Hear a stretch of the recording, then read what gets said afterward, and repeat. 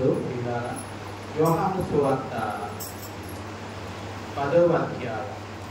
యోహాను సువార్త 10వ అధ్యాయంలో మనం కొన్ని వచనాలు చదువుకున్నాం. ఈ సందర్భాన్ని మనం ఆలోచిస్తే యేసు ప్రభువు వారు ఈ మాటలు చెప్పేటప్పుడు ఆయన ఎక్కడ ఉన్నాడు? ఈ మాటలు చెప్పేటప్పుడు 27 నుండి 30 వచనాలలో ఉన్నటువంటి మాటలను ప్రభువు చెప్పేటప్పుడు ఎక్కడున్నారు ఆయన? ఆయన ఎక్కడ ఉన్నాడో మనము 23వ వచనంలో చూస్తాం. ఆయన దేవాలయములో ఉన్నాడు. యేసు ప్రభువు వారు దేవాలయములో ఉన్నాడు. ఎందుకు ఆయన దేవాలయములో ఉన్నాడు అంటే 22వ వచనంలో మరి ఆలయ ప్రతిష్ఠిత పండుగ యెరూషలేములో జరుగుతూ ఉంది. ఆలయ ప్రతిష్ఠిత పండుగ యెరూషలేములో జరుగుతూ ఉంది. ఆ సందర్భములో యేసు ప్రభువు వారు ఎక్కడ ఉన్నాడు? దేవాలయములో ఆయన ఉన్నాడు. ఆయన దేవాలయములో ఉన్నప్పుడు యూదులు ఆయనను చుట్టుముట్టి ఏమని అడుగుతూ ఉన్నారు? 24వ వచనంలో, ఎంతకాలము మమ్మలను సందేహ పెడతావు అని అడుగుతూ ఉన్నారు. ఎంతకాలము మమ్మలను సందేహ పెడతావు? నీవు క్రీస్తువైతే మాతో స్పష్టముగా చెప్పు అంటూ ఉన్నారు. మరి యేసు ప్రభువు వారు మరి అంటున్నారు, మీతో చెప్పాను, నేను ఎవరినో మీతో చెప్పాను కానీ మీరు ఏం చేయలేదు, మీరు నమ్మలేదు. నేను ఎవరినో, నేను ఎక్కడి నుండి వచ్చానో స్పష్టంగా మీకు చెప్పాను కానీ మీరు నా మాటలు ఏం చేయలేదు, నమ్మలేదు. మరి ఒకవేళ నన్ను నమ్మకపోయినా తండ్రి నామమందు చేయుచున్న క్రియలనైనా మీరు నమ్మారా? నేను తండ్రి నామములో అనేకమైన క్రియలను మీ మధ్య చేశాను. ఆ క్రియలను చూచైనా మీరు నమ్మలా, నా మాటలు నమ్మలా. నేను చేసినటువంటి క్రియలను కూడా చూచి మీరు నమ్మలేదు అంటూ ఉన్నాడు. ఎందుకు మీరు నమ్మలేదు అంటే 26వ వచనంలో స్పష్టంగా చెప్తూ ఉన్నాడు. ఏమని? మీరు నా గొర్రెలలో చేరిన వారు కాదు. మీరు నా మాటలు ఎందుకు నమ్మలేదు? మీరు నా మాటలు ఎందుకు నమ్మలేదు? నేను చేసినటువంటి తండ్రి నామములో చేసినటువంటి క్రియలను మీరు ఎందుకు నమ్మలేదంటే మీరు నా గొర్రెలలో చేరిన వారు కారు. కాబట్టి ప్రియులారా, మీరు కాబట్టి మీరు నమ్మలేదు అంటున్నాడు. మీరు నా గొర్రెలైతే నా మాటలను నమ్మేవారు. నేను చేసినటువంటి క్రియల యందు మీరు ఆ క్రియలను చూసి నమ్మేవారు. మీరు నా గొర్రెలు కారు కాబట్టే, లేక నా గొర్రెలలో చేరిన వారు కారు కనుక మీరు నమ్మరు. మరి ఎవరు నమ్ముతారో ఇక్కడ చెప్తూ ఉన్నాడు 27వ వచనంలో, నా గొర్రెలు, మీరు నా గొర్రెలైతే, మీరు నా గొర్రెలైతే నా స్వరాన్ని మీరు ఏం చేసేవాళ్ళు? వినేవాళ్ళు, మరి నన్ను వెంబడించేవాడు. మీరు నా స్వరాన్ని వినినప్పటికీ మీరు నమ్మటం లేదు, మీరు నన్ను వెంబడించటం లేదు. ఎందుకంటే మీరు నా గొర్రెలలో చేరిన వారు కారు. మరి నా గొర్రెలైతే నేను వాటిని ఎరిగి ఉంటాను. 27వ వచనంలో ఆయన ఆ విషయాన్ని, మీరు నా గొర్రెలైతే నా స్వరాన్ని మీరు వినేవారు, నన్ను వెంబడించేవారు, కానీ మీరు నా గొర్రెలలో చేరిన వారు కారు కాబట్టి నా స్వరాన్ని మీరు వినడం లేదు, నన్ను వెంబడించడం లేదు. నిజానికి నా గొర్రెలైనట్లయితే వాటిని నేను ఎరిగి ఉంటాను అని చెప్పి స్పష్టంగా చెప్తూ ఉన్నాడు. నా గొర్రెలకు నేను ఏమి ఇస్తానో చెప్తూ ఉన్నాడు. 28వ వచనంలో, నా గొర్రెలైనట్లయితే, నా స్వరాన్ని విన్నట్లయితే, నన్ను వెంబడించినట్లయితే నేను వాటికి ఏమిస్తాను? నిత్య జీవమునిస్తాను. ఏ గొర్రెలైతే నిత్య జీవాన్ని కలిగి ఉంటాయో ఆ గొర్రెలు ఎన్నటికి ఏమవట నశింపవు. ఆ గొర్రెలను నిత్య జీవమును పొందినటువంటి లేక నిత్య జీవమునకు వారసులైనటువంటి నా గొర్రెలను ఎవడును నా యొద్ద నుండి ఏం చేయలేడు, నా చేతిలో నుండి ఎవరు అపహరింపలేరు, ఎవరు దొంగిలించలేరు. నా గొర్రెలు నన్ను వెంబడిస్తాయి, నా స్వరాన్ని వింటాయి. కాబట్టి మీరు నా గొర్రెలు చేరిన వారు కారు కాబట్టి మీరు నా స్వరాన్ని వినడం లేదు, మరి నన్ను వెంబడించడం లేదు.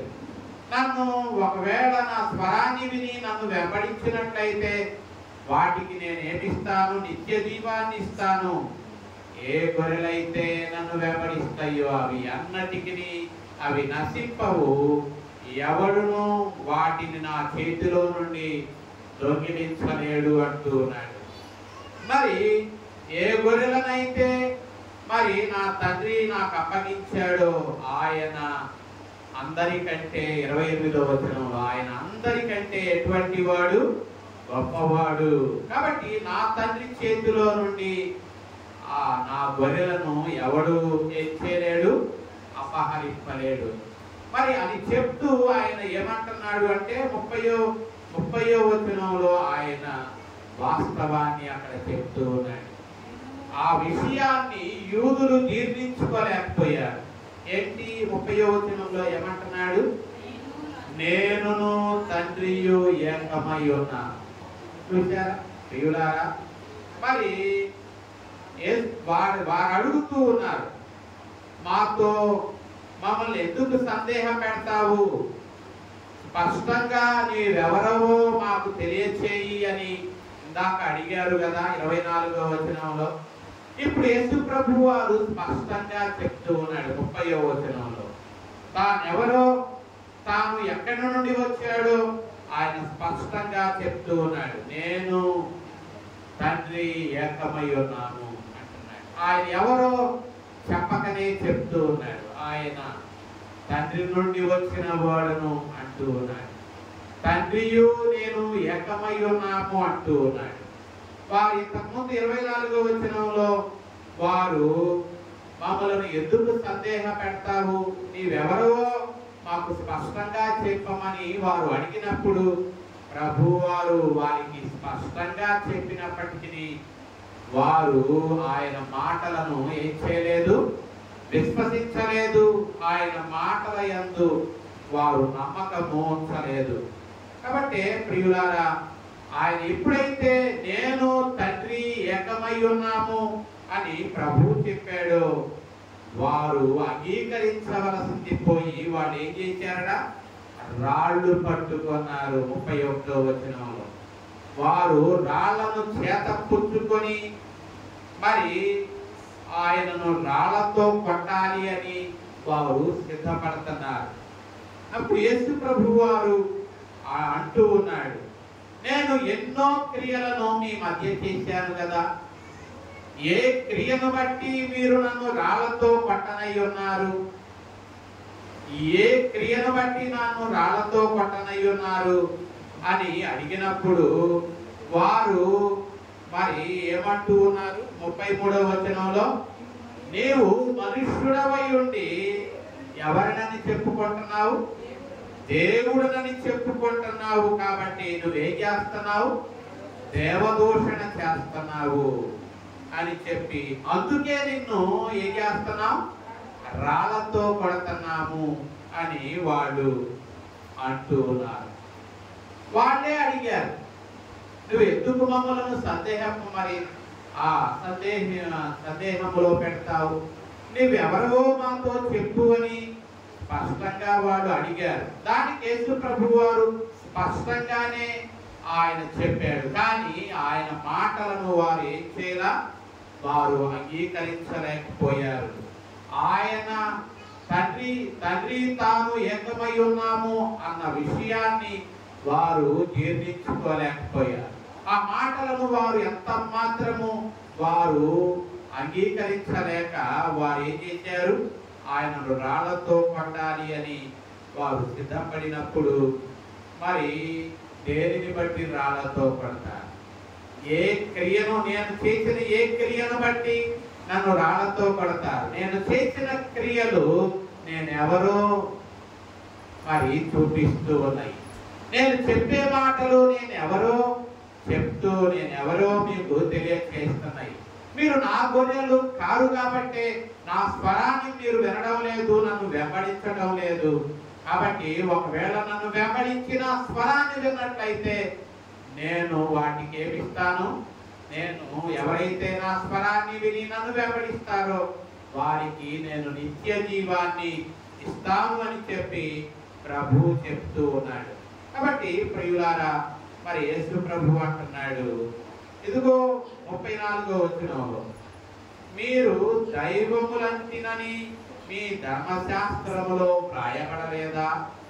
పాత నిబంధనలో మీరు దైవాలు అని మరి నేను అన్నాను అన్న విషయం మీరు ఏ ధర్మశాస్త్రమునైతే కలిగి ఉన్నారో ఆ ధర్మశాస్త్రములో వ్రాయబడింది. మరి ఆ విషయం మనము పాత నిబంధనలో 82వ కీర్తనలో మనం చూస్తాం. ఒకసారి కీర్తనల గ్రంథము 82వ కీర్తన మనం చూస్తే ఈ కీర్తన వ్రాసినటువంటి భక్తుడు ఎవరో మనం అక్కడ చూస్తాం. ఈ కీర్తన ఎవరు వ్రాసారు? ఆసాపు రాశాడు.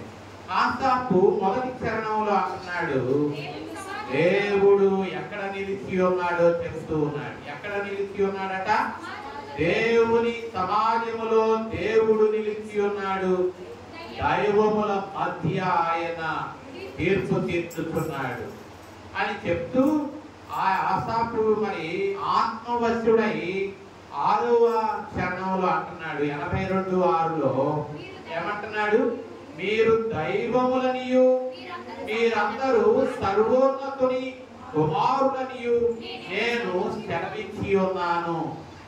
మీరు దైవాలని, మీరందరూ సర్వోన్నతుడైన కుమారులు అని నేనే కదా సెలవిచ్చాను అని చెప్తూ ఉన్నాడు. ఆ విషయాన్ని పాత నిబంధన కలిగి ఉన్నటువంటి ఈ యూదులు వ్రాయబడినప్పటికీ వారు ఆ మాటలను వారు నమ్మలేదు. కానీ వారు నమ్మినా నమ్మకపోయినా ప్రభు అంటున్నాడు, మరి వాక్యం అనేది ఏం కాదు? వాక్యము 35వ వచనములో లేఖనము లేక వాక్యము ఏం కాదు? నిరర్ధకము కాదు. మనం విశ్వసించినా విశ్వసించకపోయినా లేఖనం అనేది యోహాను సువార్త 10:35లో అంటున్నాడు. యోహాను సువార్త 10:35లో ఏమంటున్నాడు? లేఖనము ఏం చెప్తూ ఉంది? మీరు దైవములని నేను చెప్పలేదా అని మీ ధర్మశాస్త్రములో వ్రాయబడి ఉంది కదా. మరి ఆ మాటలనైనా మీరు నమ్ముతూ ఉన్నారా? ఆ మాటలను కూడా మీరు నమ్మడం లేదే. మరి మీరు నమ్మినా నమ్మకపోయినా లేఖనం అనేది ఏం కాదు? నిరర్థకము కాదు. అది ఎంత మాత్రము గొప్ప, అది వ్యర్థము కానేరదు అని చెప్పి స్పష్టంగా చెప్తున్నారు. దేవుని వాక్యం అనేది అది మన నమ్మికల మీద ఆధారపడి ఉండలేదు. దేవుని వాక్యము శక్తి కలిగినది. అది ప్రాణాత్మలను, కీళ్లను, మూలుగను విభజించునంత మట్టుకు తోడగలిగినటువంటి వాక్యము. అటువంటి వాక్యము మనము విశ్వసించాలి. దేవుని మాటలు విశ్వసించినట్లయితే మనము, ప్రభు అంటున్నాడు, మీరు విశ్వసించలేదు కాబట్టి మీరు ఏం పోగొట్టుకుంటున్నారు? నిత్య జీవాన్ని పోగొట్టుకుంటున్నారు.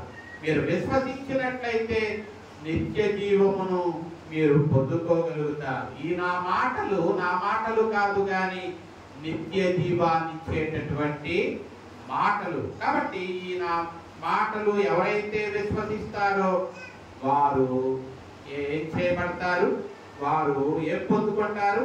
నిత్య జీవాన్ని పొందుకుంటారు. మరి యేసు ప్రభు అంటున్నాడు, నేను దైవము. మరి 35వ వచనం మధ్య భాగములో అంటున్నాడు, నేను దేవుని కుమారుడనని చెప్పినందుకు మీరు నన్ను ఏం చేయాలనుకుంటున్నారు? నేను దేవుని కుమారుడనని చెప్పుకున్నందుకు మీరు నన్ను రాళ్లతో కొట్టి చంపడానికి మీరు సిద్ధపడుతూ ఉన్నారు.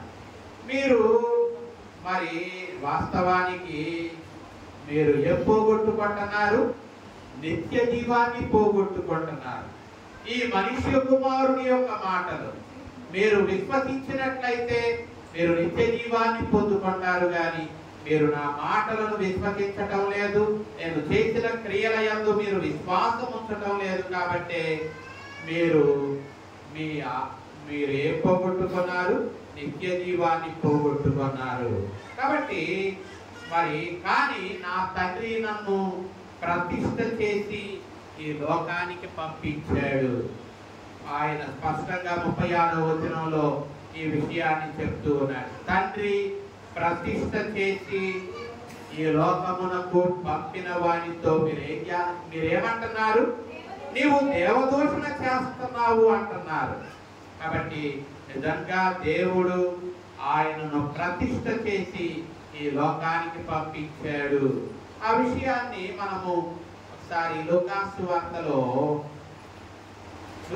వార్తలో ప్రారంభపు అధ్యాయం మనం చూస్తే, ఒకసారి లూకాసు వార్తలో యోసేపు మరియమ్మలు ఏం చేశారు?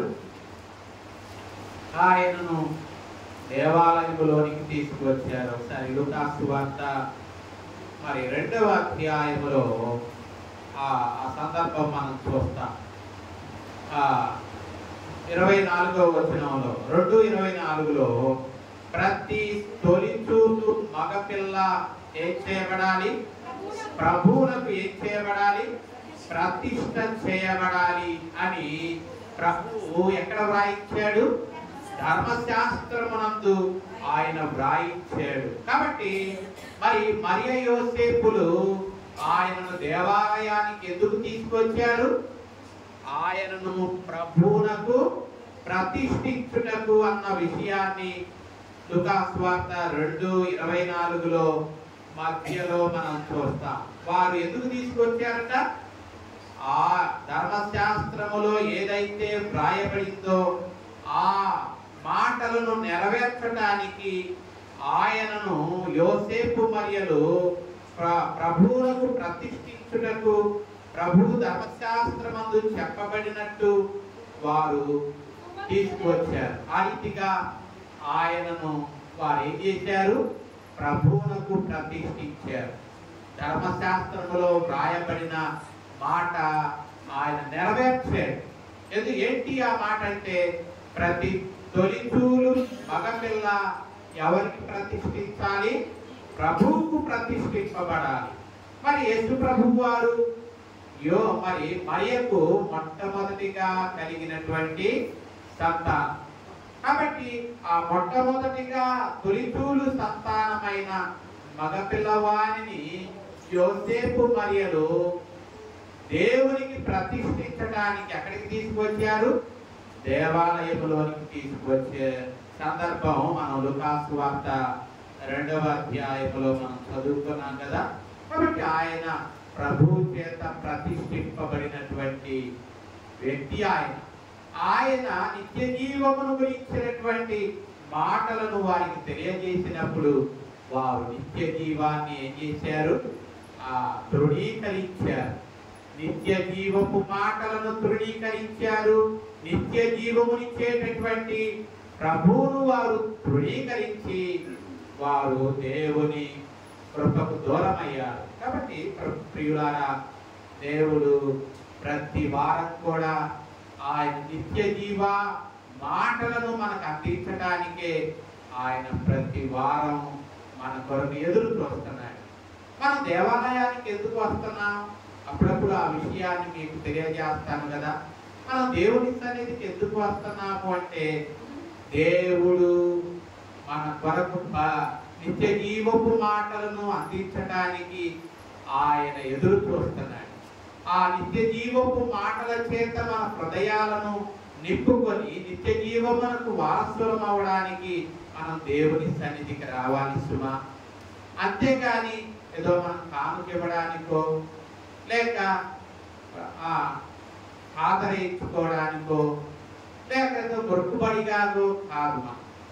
దేవుడు మన కొరకు అమూల్యమైన వాక్యం, పేతురు రాసినటువంటి పత్రికలో ఆయన అమూల్యమైన వాక్యము సందేశము ఆదివారం దేవుని ప్రజల కొరకు సిద్ధపరచబడి ఉంటది. కాబట్టి ఆ అమూల్యమైనటువంటి నిత్య జీవపు మాటల చేత మన హృదయాలను నింపుకోవడానికి, మనం నిత్య జీవమునకు వారసులుగా చేయబడడానికే మనం దేవుని సన్నిధికి రావాలి. ఆ తలంపు ఎప్పుడైతే మనలో ఉంటుందో మనం త్వరపడి దేవుని సన్నిధికి వస్తాం. మనం ఆశతో దేవుని సన్నిధికి వస్తాం. మనం ఎదుగో నిత్య జీవాన్నిచ్చే మాటలను నేను వినాలి, ఆ మాటలతో నా హృదయాన్ని నింపుకొని నేను నిత్య జీవమునకు వారసుడనవ్వాలి అన్న ఆసక్తితో మనం దేవుని సన్నిధికి వస్తాం. కాబట్టి ప్రియులారా, మనం ఎప్పుడు దేవుని సన్నిధికి వచ్చిన ఆ విషయాన్ని మనం మర్చిపోకూడదు. దేవుడు నిత్య జీవము మరి అనుగ్రహించే మాటలను తన సేవకుల నోట ఆయన ఉంచుతూ ఉన్నాడు. ఆ నిత్య జీవపు మాటలను ప్రభువు వారు శరీరధారిగా ఉండి ఆయన యూదులకు అందించాడు. కానీ ఆ యూదులైన వారు ఆయన మాటలను ఏం చేయలేదు, అంగీకరించలేదు. అందుకనే మనం యోహాను సువార్త 1వ అధ్యాయములో ఆయన ఎవరి దగ్గరకు వచ్చాడో చెప్తూ ఉన్నాడు. 1:11 ఆయన ఎవరి దగ్గరకు వచ్చాడట? ఆయన తన స్వకీయుల యొద్దకు వచ్చాడు. ఆయన తన వారు అనుకున్న వారి దగ్గరకు వచ్చాడు. ఆయన తన స్వకీయుల యొద్దకు వచ్చాను. ఆయన స్వకీయులు ఆయన ఏం చేయలేదట, అంగీకరించలేదు. కాబట్టి ఎవరు నా వారు అనుకుని ఆయన వచ్చాడో వారు ఆయనను ఏం చేయలేదు, ఆయనను అంగీకరించలేదు, ఆయన మాటలను కూడా ఏం చేయాలా, అంగీకరించలేదు. కాబట్టి ప్రియులారా, మరి ఈ తలంపుతో ఎప్పుడు మనం దేవుని సన్నిధికి వెళ్ళినా ఈ తలంపుతోనే దేవుని సన్నిధికి వెళ్ళాలి. ఆయన నిత్య జీవాన్ని ఇచ్చే దేవుడు. ఆయన ఆ నిత్య జీవపు మాటల కొరకే మనం దేవుని సన్నిధికి వెళ్ళాలి. అంతేగాని మరి ఒక తలంపుతో మనం దేవుని సన్నిధికి రాకూడదు. దేవుడు మన పట్ల చేసిన మేలులను మనం తలచుకుంటూ హృదయమారా ఆయనకు కృతజ్ఞతలు చెల్లించి ఆయన మాటలతో మన హృదయాలను నింపుకొని ఆయన ఇచ్చే నిత్య జీవమునకు వారసులవడానికే మనం దేవుని సన్నిధికి రావాలి. అది దినము మరి సువార్త పాఠము మనకు నేర్పిస్తూ ఉంది. కాబట్టి అలాగే మనము మొదటి పాఠముగా మనము అపోస్తులుల కార్యాలు 10వ అధ్యాయం చదువుకున్న, అపోస్తులుల కార్యాలు 14వ అధ్యాయం చదువుకున్న. అపోస్తులుల కార్యాలు 14వ అధ్యాయములో అక్కడ మరి పౌలు బర్నబాలు చేసినటువంటి ఒక సూచక క్రియ మనకు అక్కడ కనబడుతూ ఉంది. లుస్త్రాలో ఒకడు నిలువలేనటువంటి వాడు ఉన్నాడు. అతడు పుట్టినది మొదలుకొని అటువంటి స్థితి కలిగినటువంటి వాడు. అటువంటి వ్యక్తి ఆ లుస్త్రాలో పౌలు దేవుని మాటలను ఏం చేస్తున్నాడు, అందిస్తూ ఉన్నాడు. ఆ దేవుని మాటలను ఏ వ్యక్తి వింటూ ఉన్నాడు? ఏ వ్యక్తి అయితే నడవలేని స్థితిలో ఉన్నాడు, ఏ వ్యక్తి అయితే లోపము గలవాడుగా ఉన్నాడు, ఆ వ్యక్తి ఆ మాటలను శ్రద్ధగా వింటూ ఉన్నాడు. మరి అన్ని అవయవాలు కలిగి ఆరోగ్యం కలిగి మరి అన్ని పరిస్థితులు బాగుండి మనం దేవుని మాటలు వినడానికి ఇష్టపడలేకపోతున్నామేమో. కానీ ఆ వ్యక్తి జీవితంలో ఒక అంగవైకల్యము కలిగినటువంటి వాడు, అతడు మరి నడవలేని స్థితి కలిగిన వాడు అయినప్పటికీ తన జీవితంలో ఉన్న లోపాన్ని బట్టి మరి అతడు నిరాశపడలేదు సుమా. అతడు దేవుని మాటలు వింటూ ఉన్నాడు. ఆ లోపము అతనిని దేవుని దూరం చేయలేదు. ఆ లోపము ఉన్నప్పటికీ అతడు ఆశ కలిగి నిత్య జీవాన్ని ఇచ్చేటటువంటి మాటలను అతడు వింటూ ఉన్నాడు. అతడు వినడం పౌలు చూశాడు. ఇతడు లోపము కలిగిన వాడై ఉన్నప్పటికీ దేవుని మాటలను వీడు ఆసక్తితో వింటున్నాడు, ఆశతో వింటున్నాడు, విశ్వాసముతో వింటున్నాడు అని పౌలు గుర్తించి ఏమంటున్నాడు? ఒకసారి అతడు స్వస్థత పొందుటకు అతనిలో ఏముంది అని గ్రహించాడు. 14:9 చివరిలో అతనిలో విశ్వాసము ఉండేనని గ్రహించి 10వ వచనం అతనిలో ఏముందట? విశ్వాసం. అతడు లోపం ఉంది అతని జీవితంలో, కానీ ఆ లోపాన్ని బట్టి అతడు దేవునికి దూరం కాలేదు సుమా. దేవుని మాటలు వినడానికి ఆసక్తి లేని వాడుగా లేడు. అతనిలో లోపము ఉన్నప్పటికీ దేవుని మాటలు వినడానికి ఆసక్తి గలవాడుగా ఉన్నాడు. దేవుని మాటలతో తన హృదయాన్ని నింపుకోవడానికి ఆశ గలవాడుగా ఉన్నాడు. ఆ మాటలు అతడు శ్రద్ధతో వినడం, విశ్వాసముతో వినడం దైవజనుడు చూసి, దైవజనుడు అతనిలోని విశ్వాసాన్ని దైవజనుడు అతనిలో విశ్వాసము ఉండేనని గ్రహించాడు. ఏ రీతిగా? నాలో విశ్వాసం ఉందో లేదో, మీలో విశ్వాసం ఉందో లేదో మనం గ్రహించగలమా? గ్రహించలేము. కానీ దేవుని ఆత్మ చేత నడిపింపబడే ఒక వ్యక్తి ఆ వ్యక్తి గ్రహించగలుగుతాడు. అతడు ఏ మనస్సుతో దేవుని మాటలు వింటున్నాడో గ్రహించగలిగాడు. కాబట్టి అతడు విశ్వాసంతో దేవుని మాటలు వింటున్నాడు అని తెలుసుకొని అతడు బిగ్గరగా ఏం చెప్పాడు? అతడు నీవు నీ పాదములను మోపి సరిగా నిలువు అని చెప్పి బిగ్గరగా చెప్పినప్పుడు ఆ వ్యక్తి పుట్టినది మొదలుకొని నడవలేని వ్యక్తిగా ఉన్న ఆ వ్యక్తి ఏం చేశాడు? లేచాడు, మరి నిలబడ్డాడు, గంతులు వేశాడు, నడువసాగాడు. ఈ కార్యమునంతటిని అక్కడ ఉన్నటువంటి ప్రజలు, ఆ లుస్త్రాలో ఉన్నటువంటి ప్రజలు గమనిస్తూ ఉన్నారు. వాడు పుట్టినది మొదలుకొని నడవలేని వాడుగా ఉన్నవాడు వాడిని ఎరిగి ఉన్నారు. ఆ వ్యక్తిని పౌలు మరి ఏం చేశాడు? బిగ్గరగా ఏమన్నాడు? నీ పాదములను మోపి సరిగా నిలవమని చెప్పటం అక్కడ ఉన్నటువంటి ప్రజలందరూ విన్నారు. విని ఆ మాటలకు వాడు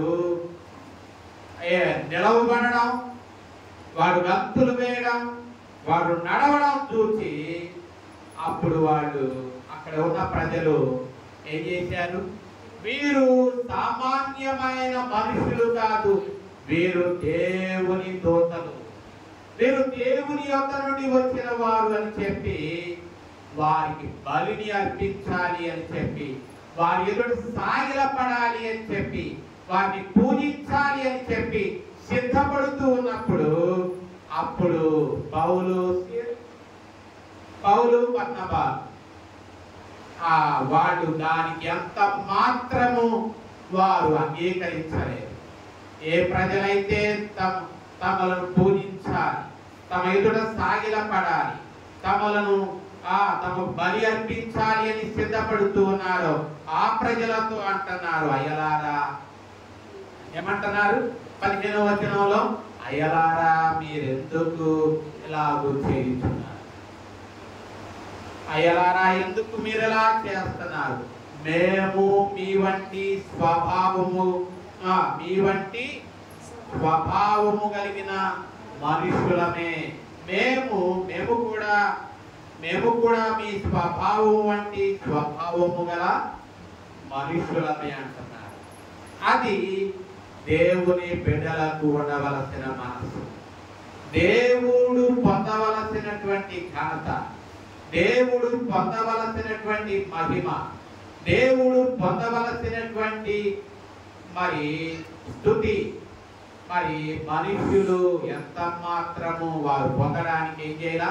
ఇష్టపడాలి. ఈ రోజుల్లో ఏదైనా ఒక చిన్న కార్యము జరిగితే అనేకులు తమలను తాము హైలైట్ చేసుకోవడం చూస్తున్నారు, తమలను తాము చూపించుకోవడం చూస్తున్నారు. తమలను తాము ఘనపరచుకోవడం చూస్తున్నాం.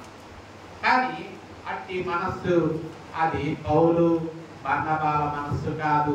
ఆ అట్టి మనస్సు అది దైవ మనస్సు కాదు. దేవుని మనస్సు. ఏ మనస్సు అంటే యోహాను తన వైపు తాను ప్రజలను త్రిప్పలేదు, యేసుక్రీస్తు వైపు త్రిప్పాడు.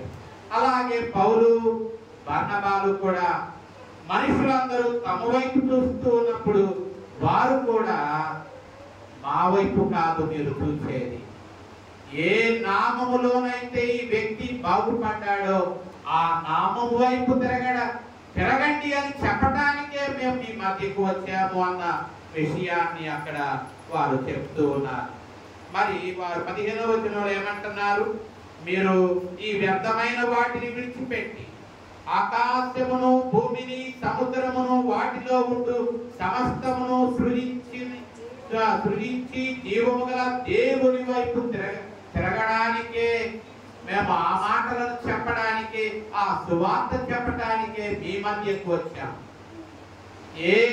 ఎవరైతే భూమిని ఆకాశమును సముద్రమును అందులోని సమస్తాన్ని కలుగజేసిన వారి వైపు తిరగడానికి మరి మేము వచ్చాము. ఆయన వైపు త్రిప్పడానికి వచ్చాం, కానీ మా వైపు మేము త్రిప్పుకోవడానికి మిమ్మలను రాలేదు.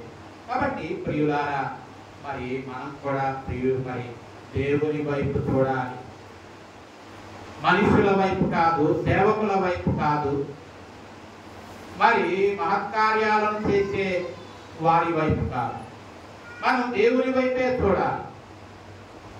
సేవకులు కూడా ఎవరండి? ఇక్కడ సేవకులు ఏం చెప్పుకున్నారు? మేము మీ వంటి స్వభావము గల మనుషులని. సేవకులు కూడా మీలాంటి వాళ్ళే. సేవకుల పై నుండి వచ్చిన దేవదూతలేమి కాదు. చాలాసార్లు మరి సేవకుల వైపు చూసి మనం సేవకుల వైపు చూస్తే పడిపోతాం. మనం హెబ్రీ పత్రికలో 12వ అధ్యాయములో విశ్వాసమునకు కర్తయు దానిని కొనసాగించువాడునైనా ఎవరి వైపు చూడాలి? నేను గాని మీరు గాని ఎవరి వైపు చూడాలి? దేవుని వైపు చూడాలి. మనం యోహాను సువార్తలో ఆ ప్రజలు ఆయన వైపు చూడవలసిన ప్రజలు ఆయన వైపు చూడలేకపోయారు. ఏం పోగొట్టుకున్నారు? నిత్య జీవాన్ని పోగొట్టుకున్నారు. ఇక్కడ కూడా అపోస్తలుల కార్యాలలో మరి మహత్కార్యము దేవుని నామములో మహత్కార్యము చేసినటువంటి సేవకుల వైపు చూస్తున్నారు. కానీ సేవకులు అంటున్నారు, మా వైపు కాదు, ప్రభు వైపు మీరు చూడండి, దేవుని వైపు చూడండి అని చెప్పి వారిని ఎవరి తట్టు త్రిప్పారు? దేవుని తట్టు త్రిప్పారు. అప్పటి వరకు వారిని పూజించి వాళ్ళని దండలేసి వాళ్ళ బలి అర్పించి వారి ఎదుట సాగిలపడాలి అని మరి వారు సిద్ధపడుతూ ఉన్నటువంటి ఆ ప్రజలను, లుస్త్రాలో ఉన్నటువంటి ఆ ప్రజలను మరి పౌలు బర్నబాలు ఎవరి వైపు త్రిప్పారు? దేవుని వైపు త్రిప్పారు. కాబట్టి ప్రియులారా, మనం కూడా ప్రతిసారి కూడా దేవుని సన్నిధికి వచ్చినప్పుడు మనం దేవుని వైపు చూడాలి. అంతేగాని అల్పులైన మనుషుల వైపు ఎంత మాత్రమో చూడకూడదు, దేవుని వైపు చూడాలి సుమా. మరి ఇక్కడ ఎందుకంటే దేవుడు అన్నింటినీ పొందడానికి అర్హుడాయి, మనుషుడు కాదు సుమా. ఆ విషయాన్ని మనకు ప్రకటన గ్రంథము తెలియజేస్తుంది. ఒకసారి మనం ప్రకటన గ్రంథం 8వ అధ్యాయం చదువుకున్నాం. 7వ అధ్యాయంలో మనం అక్కడ మరి మనం ఎక్కడ నుండి వచ్చారట వాళ్ళు? ప్రతి జనములో నుండి. 7వ అధ్యాయం 9వ వచనం నుండి మనం చదువుకున్నాం. ప్రతి జనములో నుండి, ప్రతి వంశములో నుండి, ప్రతి ప్రజలో నుండి, ఆయా భాషలో మాట్లాడు వారిలో నుండి వచ్చి లెక్కింప సఖ్యము గాని గొప్ప సమూహము యోహాను చూస్తూ ఉన్నాడు. వాళ్ళు ఏం పట్టుకున్నారట? వారు ఏం ధరించుకున్నారు? తెల్లని వస్త్రాలను ధరించుకొని వారు ఏం పట్టుకున్నారు? ఖర్జూరపు మట్టలను పట్టుకొని వారు ఎక్కడ? సింహాసనము ఎదుట, గొర్రె పిల్ల ఎదుట నిలవబడ్డారు. మరి సింహాసనాసీనుడైన దేవునికి వాడు ఏం చేస్తున్నారు? స్తోత్రము అని చెప్పి ఎలుగెత్తి వారు మరి స్తుతిస్తూ ఉన్నారు. ఆ సమయంలో దేవదూతలు ఎక్కడున్నారంట? సింహాసనము చుట్టూ ఉన్నారు. పెద్దల చుట్టూ, 4 జీవుల చుట్టూ వాడు ఉండడం మనం చూస్తాం. వారు కూడా ఆ సమూహముతో పాటు దేవదూతలు కూడా ఏం చేస్తూ ఉన్నారు? వారు దేవుని స్తుతిస్తూ ఉన్నారు. మరి యోహాన్ అడుగుతూ ఉన్నారు. ఆ పెద్దలలో ఒకడు యోహాన్ అడుగుతూ ఉన్నారు, ఇంత గొప్ప సమూహాన్ని చూస్తున్నావు కదా, వాళ్ళు ఎక్కడి నుండి వచ్చారు? వీళ్ళు ఎవరు? వీళ్ళు ఎక్కడి నుండి వచ్చారు అని అడిగినప్పుడు యోహాను అంటున్నాడు, అయ్యా నాకు తెలియదయ్యా, నీవు తెలియచేయి. వాళ్ళు ఎక్కడి నుండి వచ్చారో తెలియచేయమన్నప్పుడు వీరు ఎక్కడి నుండి వచ్చారంటున్నాడు 14వ వచనంలో. వీరు మహాశ్రమల నుండి వచ్చిన వారు. వీరు తమ వస్త్రాలను ఏం చేసుకున్నారు? గొర్రెపిల్ల రక్తములో తమ వస్త్రాలను వారు ఉదుక్కొని తెల్లని చేసుకున్నారు. కాబట్టి వారు ఏం చేస్తున్నారు? దేవదూతలుగా ఆ గొప్ప లెక్కింప సఖ్యము గాని ఆ సమూహము గాని ఏం చేస్తున్నారట? రాత్రింబవళ్ళు ఆయన ఎదుట సాగిలపడి ఆయనను వారు ఏం చేస్తున్నారు? స్తుతిస్తూ ఉన్నారు. మరి స్తుతిస్తూ ఉన్నప్పుడు దేవుడే వారికి ఏమై ఉన్నాడు? దేవుడే తానే గుడారమయ్యారు వారికి ఆయన ఆకలి దప్పులు లేకుండా ఆయనే ఆకలి దప్పులు లేకుండా ఆయన వారికి ఆకలి దప్పికలు లేకుండా చేశాడు. వారికి ఇంకేం చేశాడు? సూర్యుని ఎండ తగలకుండా, వడగాలి తగలకుండా మరి ఆయన వారికి కాపరిగా ఉన్నాడు. వారిని ఎక్కడికి నడిపిస్తున్నాడు? జీవజలముల బొగ్గ యొద్దకు వారిని నడిపిస్తూ ఉన్నాడు. దేవుడే వారి కన్నుల నుండి వచ్చే ప్రతి బాష్ప బిందువును ఆయన తుడుస్తూ ఉన్నాడు.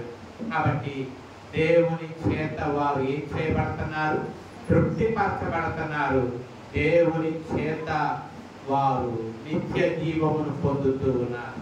దేవుడే వారికి గుడారముగా ఉండి ఆకలి దప్పులు లేని రీతిలో ఏ వడగాలి ఏ ఎండ దెబ్బ తగలకుండా దేవుడే వారికి ఆయన కాపరిగా ఉండి ఆయన వారికి ఒక గుడారముగా ఉండి వారిని ఆయన సేద తీరుస్తూ ఉన్నాడు. కాబట్టి ప్రియులారా, మరి ప్రతిసారి కూడా మనం కూడా దేవుని సన్నిధికి వచ్చినప్పుడు అక్కడ ఇంత గొప్ప సమూహానికి ఆయన ఎలాగూ కాపరిగా ఉండి జీవజల బొగ్గల యొద్దకు వారిని నడిపిస్తూ వారికి సేద తీరుస్తూ వారిని ఆదరించాడు. దేవుని సన్నిధిలో కూడా మనం ఎక్కడ పొందనటువంటి సేద, ఎక్కడ పొందని ఆదరణ, ఎక్కడ పొందనటువంటి సంతోషము ఒక దేవుని సన్నిధిలోనే మనం పొందగలుగుతాం. ఎందుకంటే దేవుని మాటలు మనల్ని ఏం చేస్తాయి? ఆదరిస్తాయి. అందుకని భక్తుడు అంటాడు, నా శ్రమ దినమున నీ వాక్యమునను ఆదరించని ఎడల నేను కృంగియుందును అంటాడు. కాబట్టి దేవుని వాక్యము శ్రమ దినమున మనల్ని ఏం చేస్తుంది? ఆదరిస్తుంది. 6 దినాలు మనం ఎన్నో రీతులుగా శ్రమ పడుతూ ఉన్నాం, ప్రయాసపడుతూ ఉన్నాం. ప్రయాసపడిన మనలను దేవుని వాక్యం అంటుంది, రండి నా సన్నిధికి వచ్చి మీరు సేద తీరండి అని చెప్పి దేవుడు తన చేతులను చాచి, అక్కడ పిక్చర్ అదే కదా, ఆయన చేతులు చాచి ఆయన ప్రతి వారం మన కొరకు ఎదురు చూస్తున్నాడు. ఆయన మాటలతో మనలను సేద తీర్చడానికి, మనలను ఆదరించడానికి, మనకు నిత్య జీవాన్ని ఇవ్వడానికి ఆయన ఎదురు చూస్తూ ఉండగా ఆ నిత్య జీవం ఇచ్చేటటువంటి ఆయన బలమైన హస్తముల క్రింద మనం సేద తీరుతూ, మనం సేవకుల వైపు కాదు, లేక తోటి వ్యక్తుల వైపు కాదు, ఆయన వైపే చూస్తూ ఆదరింపబడేయడానికి, ఆయన రాక కొరకు సిద్ధపడడానికి మరి మరి అట్టి ధన్యత దేవుడి ఈ మధ్యాహ్నంలో వాక్యం వింటున్నటువంటి మనకు ఆయన అనుగ్రహించునుగాక. సమస్త జ్ఞానానికి మించిన దేవుని సమాధానం యేసుక్రీస్తు వలన మన హృదయములకును తలంపులకును కావలి ఉండి నడిపించునుగాక.